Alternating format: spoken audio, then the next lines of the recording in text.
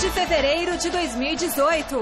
Palmeiras bate o Santos no Allianz Parque e segue como único com 100% de aproveitamento do Paulistão. Com gol de cabeça do zagueiro Pedro Henrique, Corinthians vence o Novo Horizontino fora de casa. Em retorno de Cueva, peruano marca e São Paulo passa pelo Botafogo no Morumbi. E ainda, a conturbada eleição corintiana que recolocou André Sanches na presidência do clube. E os gols nos principais campeonatos europeus. O Gazeta Esportiva começa agora!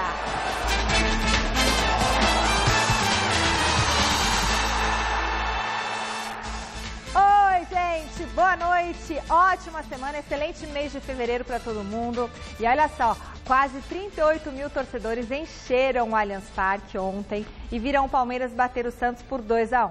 Com um gol no início de cada tempo, o Verdão administrou a vantagem durante toda a partida e segue com uma campanha perfeitinha nesse começo de Paulistão. 5 vitórias, 5 jogos, 100% de aproveitamento.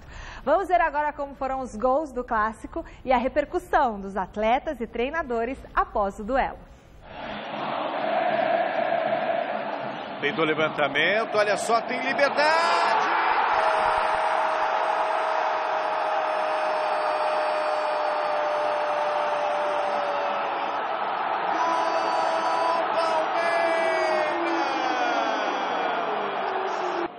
Levou a vantagem o colombiano. Ali fez um belo passe para o William. Pode até bater para o gol. Fez a finta, olha o Borja!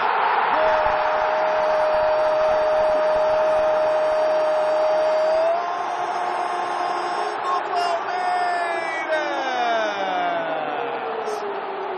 Quem sabe, para tirar a nhaca. Daí Miguel Borja. Feito o levantamento, olha só o desvio, mais um escanteio. O toque do Renato foi sensacional, a bola não saiu não, tá valendo. Mais um cruzamento, gol do Santos!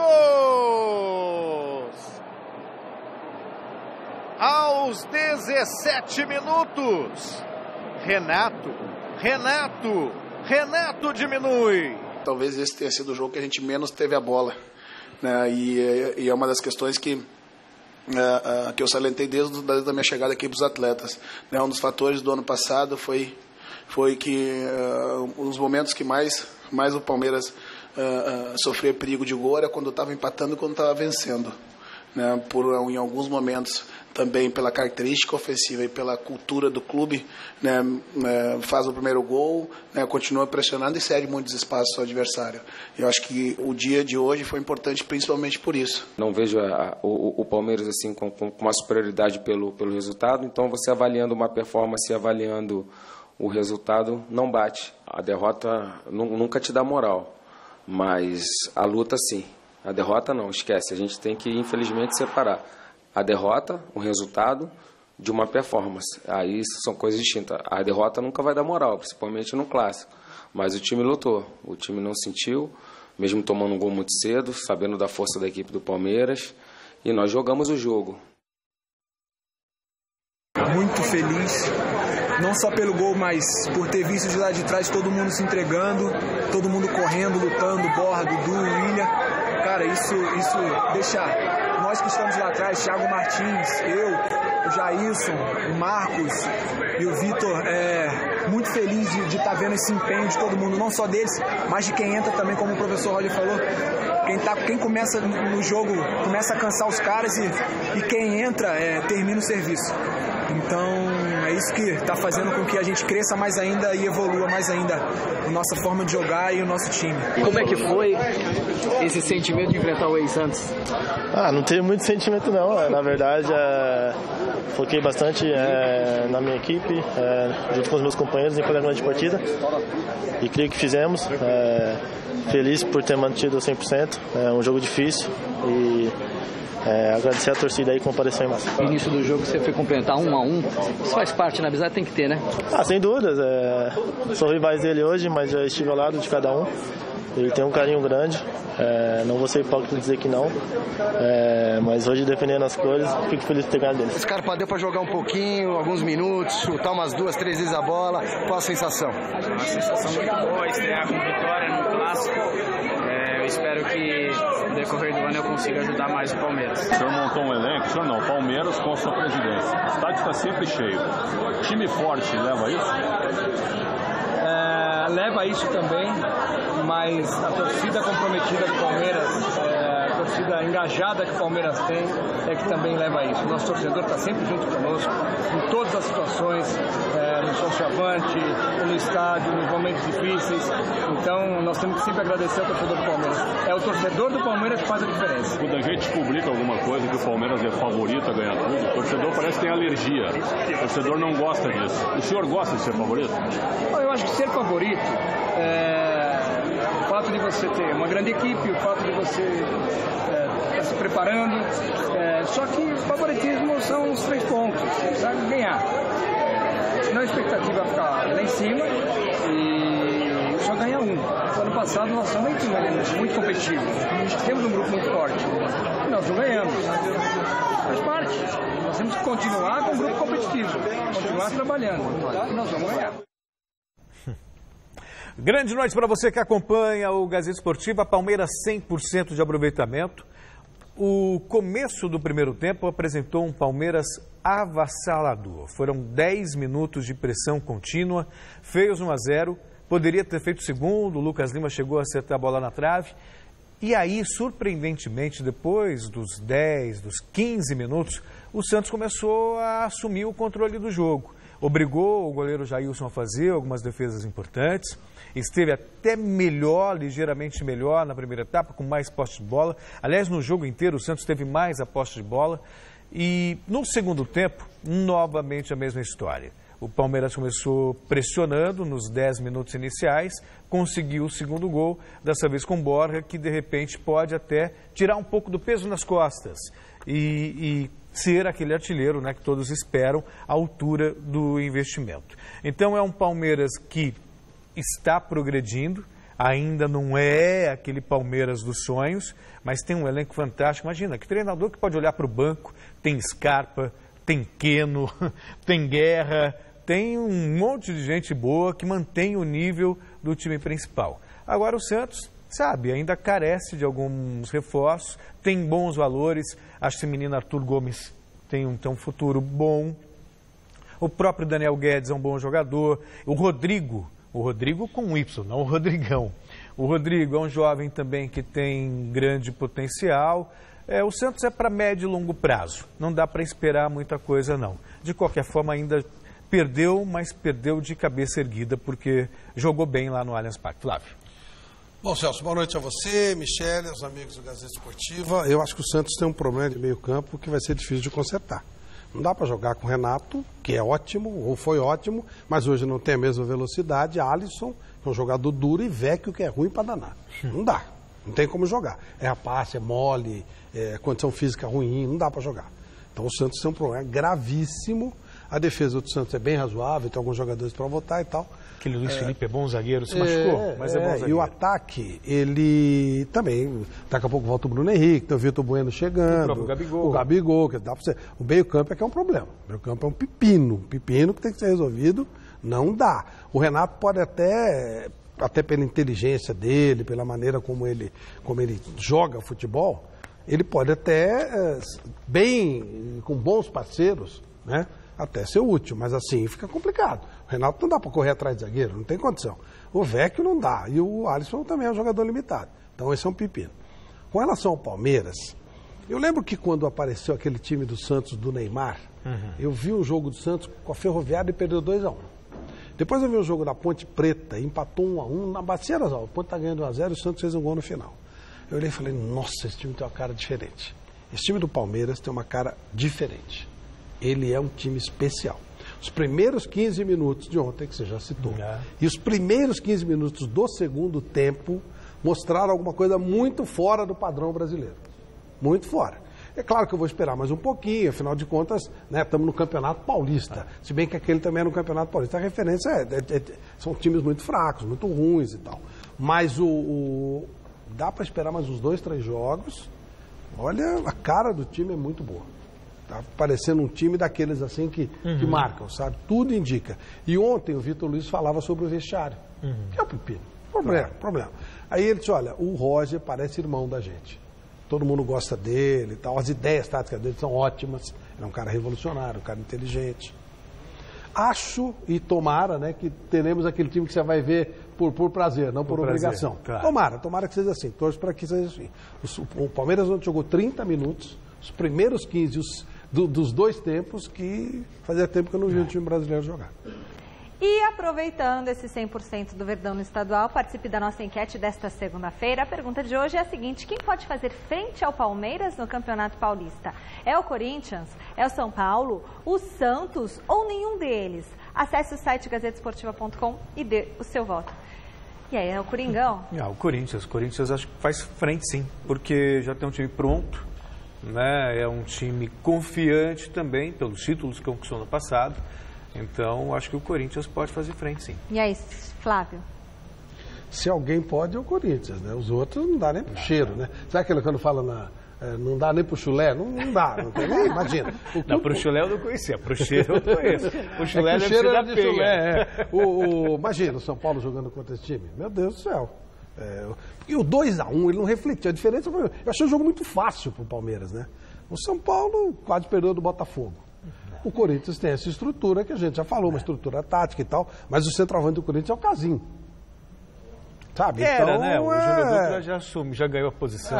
Mas sei lá. Eu acho que se o Palmeiras não perder pro Palmeiras, não tem ninguém para fazer frente, não. Mas também ganhar o Campeonato Paulista não faz nem fu, né? Claro. Estou falando de coisa grande, estou falando de pensar em termos de Campeonato Brasileiro. Libertadores é mata-mate, aí você pode ter uma infelicidade. Mas acho que em competições assim de tiro longo, o Palmeiras tem todas as chances de sobrar. É isso aí. E depois de um primeiro tempo fraco, o São Paulo reagiu na segunda etapa e mesmo sem apresentar um grande futebol, venceu o Botafogo 2-0. Veja como foi o jogo na reportagem de Alexandre Silvestre. Reforço na tinta vermelha do Morumba que está sendo pintado. Reforço também na tela retangular verde que emoldura o futebol. Contra o Botafogo de Ribeirão Preto, pelo Paulistão, a primeira vez de Trellis, opção, e de Nenê, titular. Sem Anderson Martins machucado, Bruno Alves entra na zaga. Reinaldo, na esquerda, ganha uma chance de Dorival Júnior no lugar do Edmar. Petros retorna de suspensão, mas quem realmente precisa reconquistar titularidade e confiança do time, da comissão técnica, da diretoria, da torcida, é o Cueva.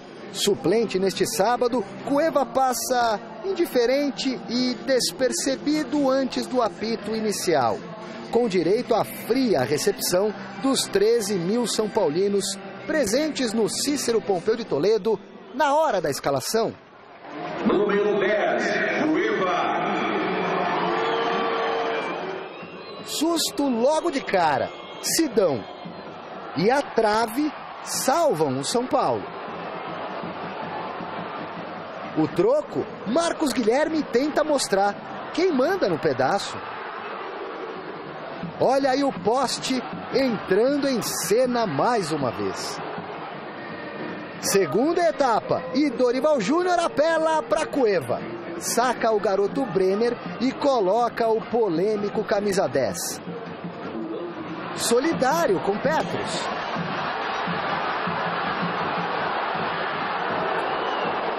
Assistência que conta é a do Rei, Reinaldo. Diego Souza cumprimenta. O empate se desenha. Sidão acaba com a graça do Botinha. Cueva e Reinaldo falam a mesma língua.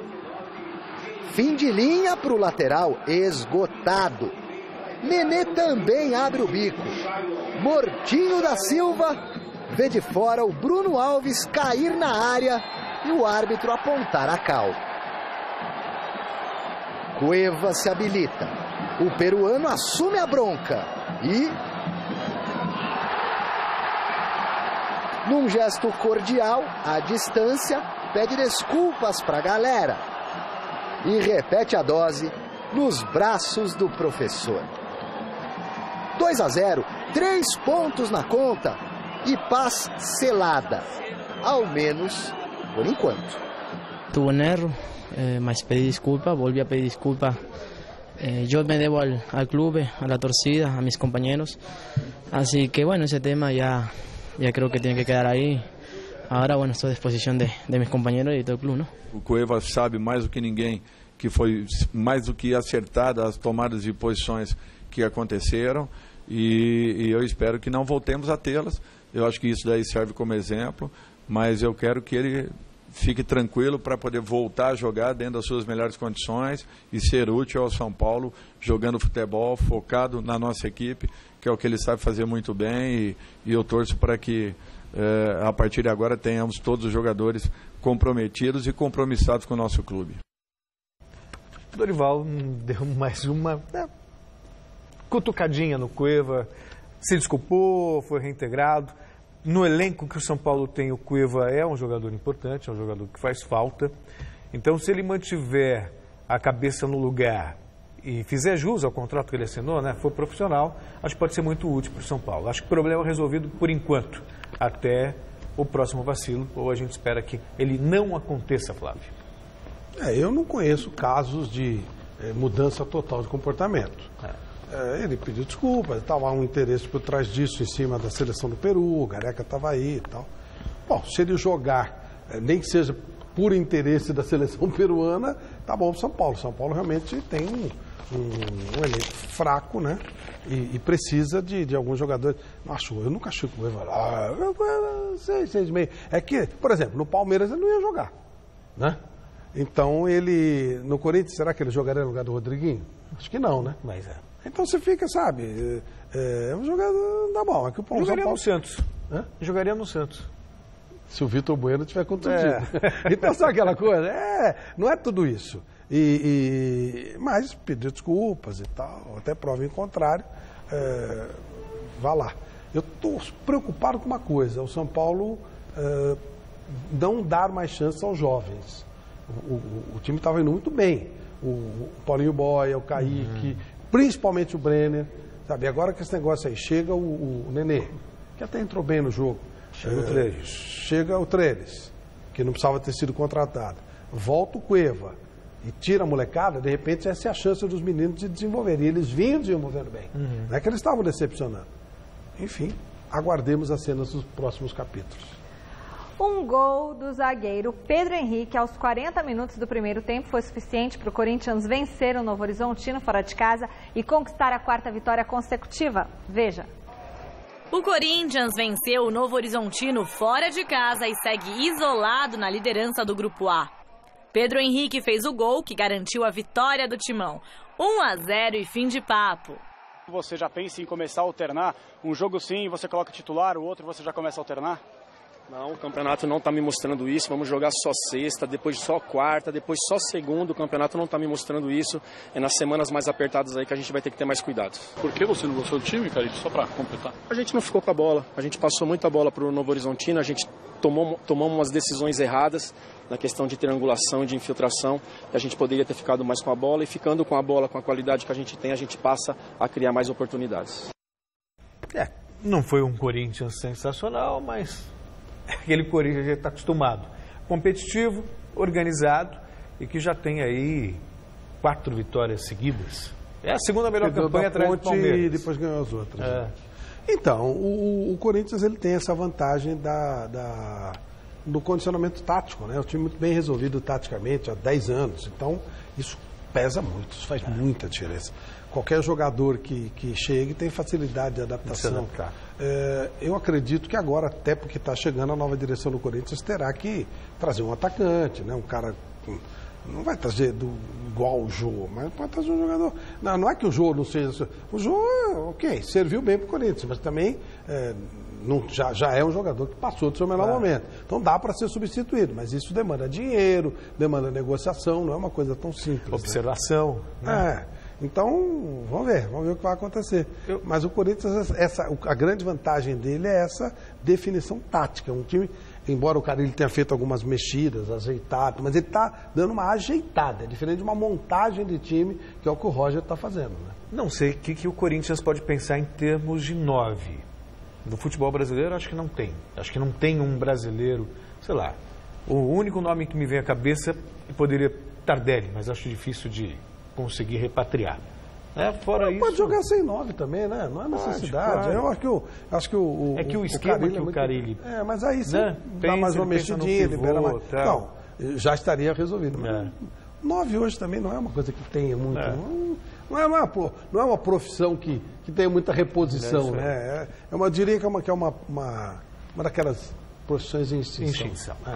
É cara que arruma máquina de escrever. Nossa, essa tá difícil, né? Essa tá difícil. Num dia que já entrou para a história como um dos mais tristes do Corinthians, André Sanches venceu as eleições para presidente, mas não é por isso que entrou para a história como um dos mais tristes, mas sim porque por toda a confusão que aconteceu depois que ele foi eleito. Veja a reportagem completa de Adriano Dolfi. Dia agitado no Parque São Jorge.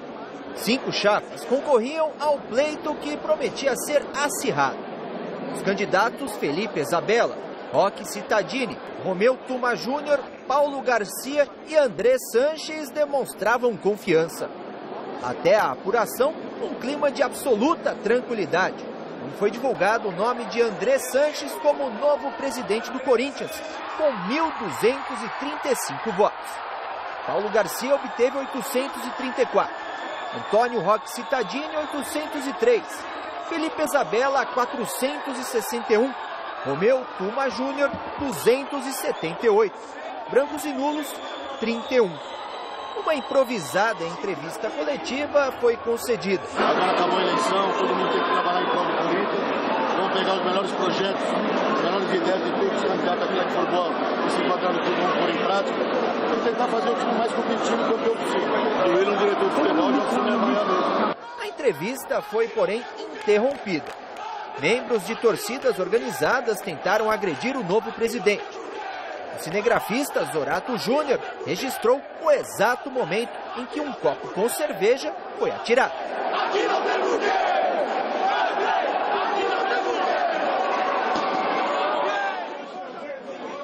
O presidente se abrigou em um banheiro feminino no ginásio cercado por seguranças.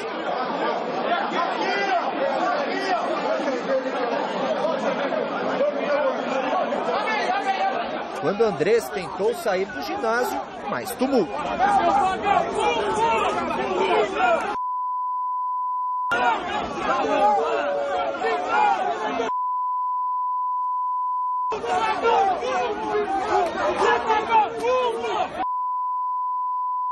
Um cordão com seguranças particulares, outro com a polícia militar. Tudo isso na rampa do estacionamento, onde o André Sanches, presidente do Corinthians, foi trazido.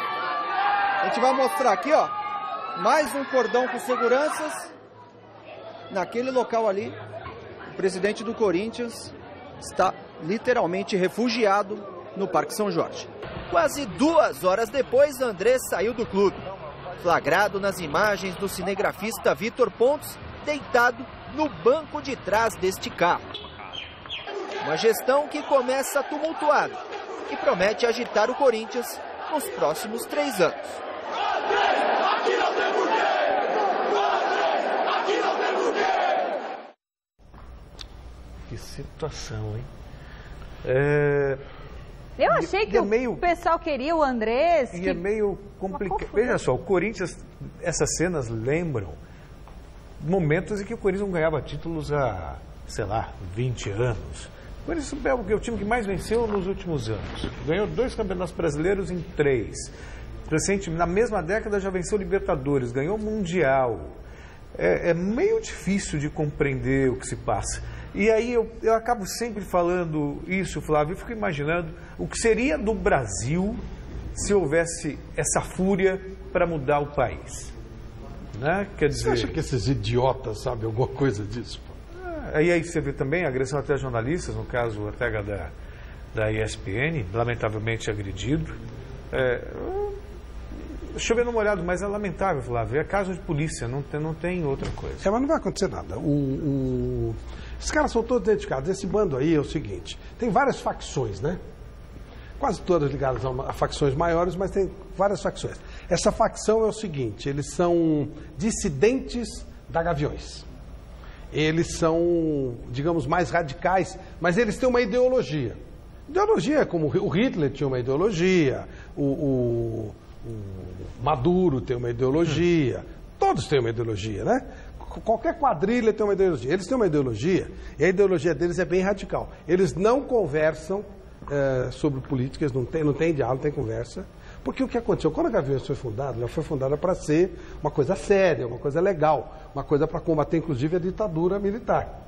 Era o Flávio Lacerda, gente maravilhosa, uma pessoa que eu tive a alegria de conhecer. E depois, hoje ela é um órgão político. Ela faz esquema, ela pega grana, faz mil jogadas. Essa ala radical não tem conversa. E eles querem saber de ingresso barato. Por isso que eles gritavam, Andrés aqui não tem burguês. E eles se separaram da torcida da Gaviões e foram, chama-se que é Rua São Jorge. Entendeu? Como eu te falei, é bando. Como a Gaviões também é a mesma porcaria. Só que eles se separaram. O Andrés, com a vitória do Andrés, a Gaviões ganhou um espaço enorme. Vai voltar lá os Eduardo da vida, aqueles caras lá. O Andrés gosta dessas Gaviões. Esse grupo não, eles são bem radicais, contrários a isso tudo. Por isso que deu esse rolo todo. Mas eles estavam lá e tal. E quando perdeu, alguém largou, deixou tudo aberto lá, largou, ou propositalmente alguém provocou e virou essa zoeira toda. Entendeu? É isso. São radicais. Nossa. E vândalos. Trotsky tinha uma filosofia, todos tinham, né? A ditadura militar começou com uma filosofia também, então matou um monte de gente. Então, sabe, é isso. Basicamente é isso. Então são bandos que frequentam o Corinthians, infelizmente. E que não acrescentam nada ao futebol. Ou seja, se eles não podem entrar com o preço do ingresso assim, aumenta o preço, porque esses caras não interessam em lugar nenhum. Isso é um lixo, isso aí são os párias do futebol. Não serve para coisa nenhuma. O Corinthians emitiu uma nota, né, se desculpando, principalmente com os jornalistas, como até que foi... jornalistas que foram agredidos, porque não pode acontecer isso num clube, sinceramente isso não mas pode aí, acontecer. Por exemplo, o Flávio Ortega estava lá trabalhando, não tem nada com a história e tal, aí você entra com uma ação contra um marginal desse aí. Os caras têm muito esquema com polícia, com não sei o quê, e os caras acabam tendo interesse da sua casa, envolve sua família, é complicado pra caramba isso aí, é muito grave, são quadrilhas, isso que as pessoas precisam entender, a polícia não faz nada, tem conluio com eles, tem muito esquema, entendeu? Por isso que não acaba, é óbvio que torcida uniformizada não presta pra nada, mas interessa pra um monte de gente que eles estejam aí, é claro, entendeu? Então, esses pelotões, eles são perigosos, é complicado pôr a cara com eles. A rede balançou pelos estaduais do Rio de Janeiro, Minas e Rio Grande do Sul. No Rio Grande do Sul, o fim de semana não foi nada bom para Grêmio e Internacional. O tricolor perdeu em casa para o Cruzeiro por 1-0 e segue com apenas 1 ponto no campeonato. Já o Colorado visitou o Brasil de Pelotas e também foi derrotado pelo placar mínimo. O Inter ocupa a 4ª colocação, 4 pontos atrás do líder Caxias. Em Minas Gerais, Ricardo Oliveira desencantou, fez o primeiro dele pelo Atlético Mineiro e garantiu a vitória do Galo por 1-0 sobre a URT. Mesmo resultado de Cruzeiro e América Mineiro, Arrascaeta fez este golaço e assegurou os 3 pontos à Raposa, que segue líder da competição. No Rio de Janeiro, o Fluminense venceu o Macaé com este gol de Dudu, mas não conseguiu a classificação para as semifinais da Taça Guanabara. O Vasco também venceu na rodada. Contra o Volta Redonda, o time da Colina fez 3-1, porém, assim como o Flu, não conseguiu avançar às semifinais. O Vasco ficou com 7 pontos, 1 a menos que o Bangu, que enfrentará o Boa Vista na fase decisiva. Quem está garantido entre os 4 melhores é o Flamengo, que derrotou o Nova Iguaçu graças a esse golaço de Rodolfo. E agora enfrenta o Botafogo na semi. Vasco e Fluminense fora das semifinais. A situação dos dois times ela é drástica. Ainda assim, tem o grupo dos revoltados com a campanha, Flávio. O estadual já deu, né? Pois é. Acabou. O campeonato era tão importante. Não vale nada, mas aborta trabalho, né? Digo, Abel. Aí o Fica essa coisa exótica. Eu acho engraçado quando acontece isso. Que ferra os caras, né? Eles fazem esses campeonatinhos para poder ter. E eles querem os 4 grandes. É claro. Se não der, ferra os caras. Então eu adoro. Tá engraçado, né? Olha que coisa exótica. Boa Vista e Bangu. Pô, você já ferrou a final, né? Se um dos dois vai passar, vai fazer a final Flamengo e Bangu. Ou Flamengo, ou pior, né? Aí você pode ter um... Boa Vista. Qual é o outro time que tá com o Flamengo lá? Botafogo, né? Botafogo. Botafogo e Boa Vista, final BB. Pô, então, mas tem que se ferrar mesmo, tem que acabar isso aí. Os campeonatos estaduais só existem porque a CBF compra os presidentes das federações, inclusive ajudado pelo daqui de São Paulo, né? Que é um diretamente interessado, porque ele tem sonho de pegar o trono lá, né? Tá aquele coió daquele Coronel Nunes lá, para dar um tapa nele é fácil. Então, o tapa que eu digo é passar por cima dele, né? Então, porque ele foi colocado também numa... o presidente daqui, o Reinaldo, ele é louco para pegar o cargo na CBF. Então, interessa para ele fomentar esses campeonatinhos, porque os presidentes das federações, eles têm mais votos do que os clubes. E os clubes aceitam passivamente. Então, interessa manter isso aí. Não acrescenta nada tecnicamente, não revela nada, não acontece nada. Gazeta Esportiva está de volta para falar da Liga de Basquete Feminino. Nesse domingo, o time do presidente Venceslau recebeu a invicta equipe do Veracruz Campinas e a partida foi emocionante, equilibrada do início ao fim. E para você que perdeu esse jogão, a gente mostra agora um resuminho do que foi esse duelo. Jogando em casa pela primeira vez nessa LBF, o presidente Venceslau aproveitou o apoio da torcida no ginásio José Francisco Abegão para surpreender o todo-poderoso Veracruz Campinas na primeira parte do jogo. Liderada por Isabela e pelas argentinas Augustina Leiva e Macarena Durso, a equipe mandante terminou o primeiro tempo em vantagem, com 35-27 no placar, colocando em risco a invencibilidade do adversário. 4 segundos, 3, 2, 1 e a bola não cai. Mas na segunda etapa, o time de Campinas voltou com tudo e virou o jogo graças ao talento da cubana Ariadna. A maior pontuadora da história da LBF e aniversariante do dia presenteou os amantes do basquete com grandes jogadas. A cubana voltou com tudo. O presidente Venceslau ainda tentou se manter vivo no jogo, mas o Veracruz Campinas foi preciso nos arremessos de 3 pontos, principalmente com Carla Costa. Vitória por 73-67, com direito a um duplo-duplo de Ariadna, que comemorou os 35 anos, com 30 pontos e 10 rebotes no jogo. A gente sabia que esse jogo ia ser difícil, porque ela está na casa delas e tem a motivação da torcida. Mas o nosso time demorou, mas conseguiu encontrar o nosso ritmo de jogo. Graças a Deus, a gente conseguiu essa vitória. Até falei para as meninas brincando, falei, não deixe ninguém estragar meu aniversário. Graças a Deus deu certo. Festa para a Ariadna e para o time de Campinas, que lidera a LBF com 100% de aproveitamento. Já são 6 vitórias em 6 partidas disputadas. Agora, depois de 6 jogos, né? 6 vitórias. 6 vitórias. Nós temos que dar rever o planejamento, fazer uns 2, 3 dias de descanso absoluto e dia 16 tem mais. Então é conciliar bem, planejar bem, para não tomar susto. Mas eu queria parabenizar mais uma vez as duas equipes e principalmente a equipe do Veracruz Campinas, que mostrou que realmente é muito valente. O assunto agora é o futebol na Europa. Na Espanha, Barcelona e Real Madrid tropeçaram jogando fora de casa. Na França, o líder PSG venceu mais uma e Neymar comemorou o gol número 350 na carreira. E na Premier League, o Manchester City empatou, mas segue em primeiro na competição. Por muito pouco, hein, Flávio, que o Barcelona não perde essa invencibilidade. Olha, o espanhol fez 1-0 e poderia ter feito outros gols. Uma rivalidade muito grande, né? Ali a coisa pega. O Mohamed Salah, ele é hoje, talvez, olha, se você fosse rigorosamente fazer a escolha dos 3 melhores do ano, Salah, De Bruyne, acho que Salah, De Bruyne e Neymar seriam os 3, viu? O próprio Messi é o Messi, né? Mas ele não está repetindo nos outros anos e o Cristiano Ronaldo também é abaixo do que pode. Neymar fez o gol 350, ele tem 26 anos, né? Fez hoje. Ele está no futebol em alto nível há 7 anos. Vai entrar agora na melhor fase da vida dele, porque com 28 anos o atleta atinge a plenitude. A média de gol dele tem sido um gol por jogo. Portanto, dá para a gente calcular que pelo menos dobre, né, esse número, pelo menos vai uns 700 gols. Seguramente, se Deus quiser, sem nenhuma contusão. Claro, a gente está falando da normalidade. Deverá passar o número de gols do Pelé na seleção.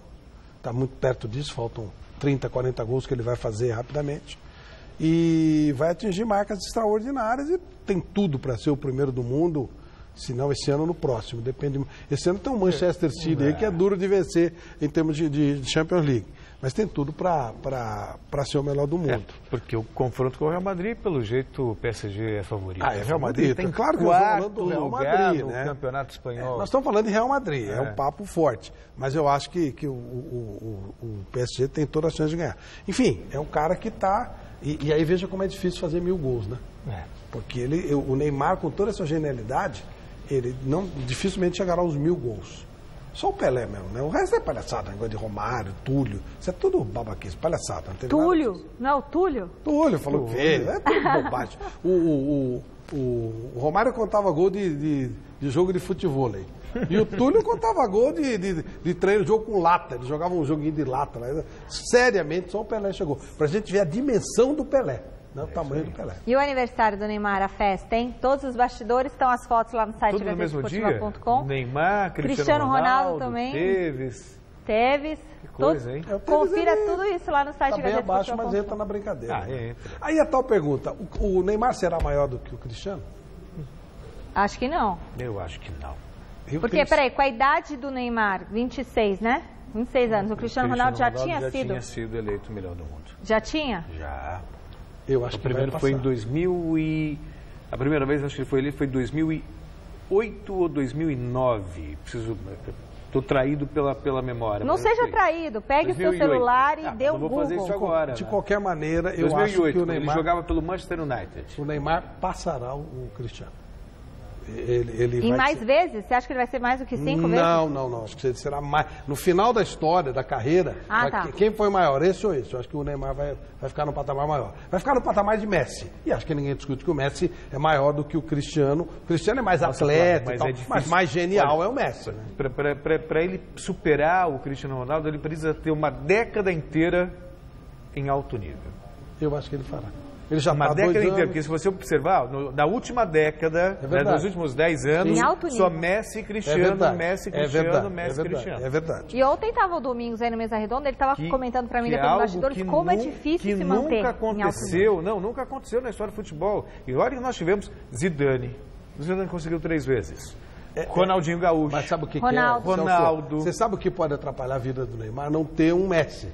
Porque você precisa ter alguém para te puxar. Se você for competitivo, dois caras competitivos, um puxa o outro. Se você não for, você desiste. Não, o Ronaldinho Gaúcho, ele encheu o saco. Ele falou, dava para ele ser mais vezes melhor do mundo. Largou. O Pato, não estou comparando porque ele não chegou a ser. Mas o Pato tinha potencial para ser. Largou, ele quer namorar e tal. É personalidade também, né? Então, e o Neymar é extremamente competitivo. Mas ele precisa ter alguém com ele, senão... Isso aí. Faltando menos de uma semana para o início dos Jogos Olímpicos da Coreia do Sul, Thomas Bach, presidente do Comitê Olímpico Internacional, está chateado com as últimas decisões do Tribunal de Arbitragem do Esporte, que liberou na semana passada alguns atletas russos suspensos pelo COI por causa de doping. Veja.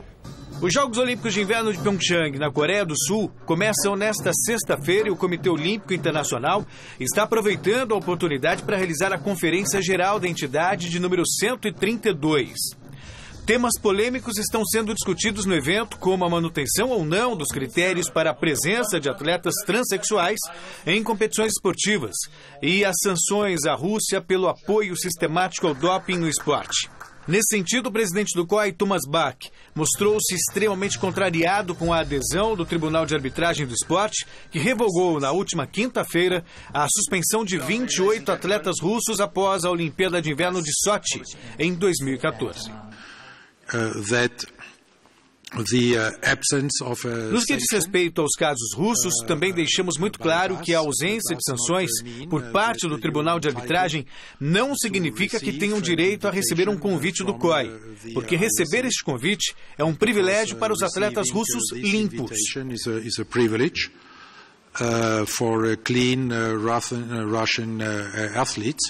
Dos 28 atletas beneficiados pela decisão do Tribunal de Arbitragem, 15 tentaram convites para os Jogos de Pyeongchang, mas tiveram os pedidos negados pelo COI. Se de um lado o Comitê Olímpico Internacional tem se mostrado implacável com o doping, do outro parece haver uma postura mais branda em casos de corrupção. O Conselho Executivo da entidade decidiu acabar com a suspensão imposta ao Comitê Olímpico Brasileiro por entender que o órgão máximo do esporte olímpico nacional não teve envolvimento na compra de votos para a escolha do Rio de Janeiro como sede dos Jogos de 2016. Dessa forma, o COB volta a receber subsídios do COI.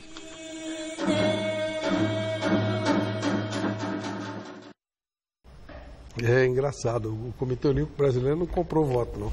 Quem comprou foi o miolo da vila lá, o meu pessoal do Macalé, lá do meu bairro. Esses caras, eles vão lá e compram os votos. É impressionante, Meu Deus do céu.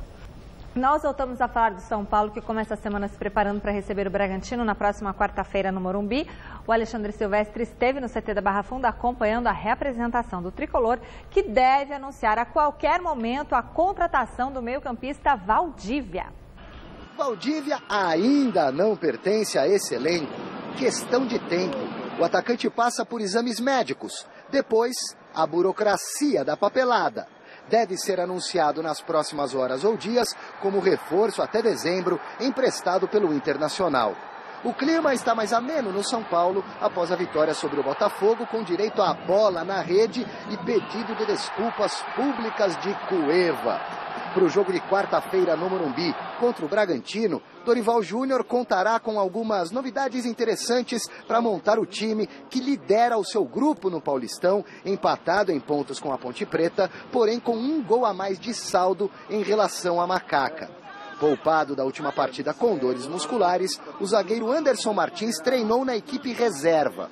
Arboleda, que andou machucado em fase final de preparação física, talvez seja relacionado pela primeira vez na temporada.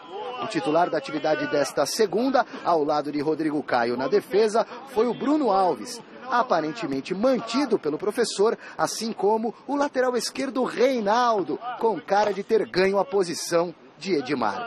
Mas a grande expectativa por aqui gira mesmo em torno de Cueva. A intenção do treinador é colocá-lo em campo depois de amanhã, desde o início da partida. No tático de hoje, o polêmico peruano atuou na vaga do jovem Brenner, o que deve se repetir no compromisso válido pela 6ª rodada do Campeonato Paulista. É aquilo que você estava falando, né, Flávio? Vem um medalhão, sai um jovem.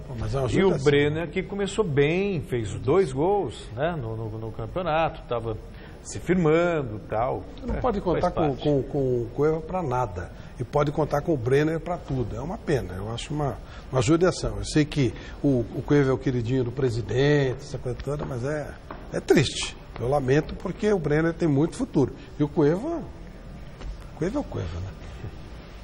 E antes de encerrar, vamos ao resultado da nossa enquete. A pergunta de hoje era para saber quem pode fazer frente ao Palmeiras no Campeonato Paulista. E a maioria respondeu que é o Coringão, 49% dos votos. Bom, o Gazeta Esportiva vai ficando por aqui. O Celso Cardoso a seguir volta ao comando do Bloco de Esportes. Estou de volta ao Jornal da Gazeta. Isso aí. E hoje a gente termina, Flávio, encerrando o programa homenageando Barrett Strong, cantor e compositor da gravadora Montal, que completa hoje 77 anos. Ele está vivo. Que legal. É legal. E essa gravadora revolucionou nos Estados Unidos. Legal. Na quarta eu volto. Tá? Um abraço. Até lá. Tchau.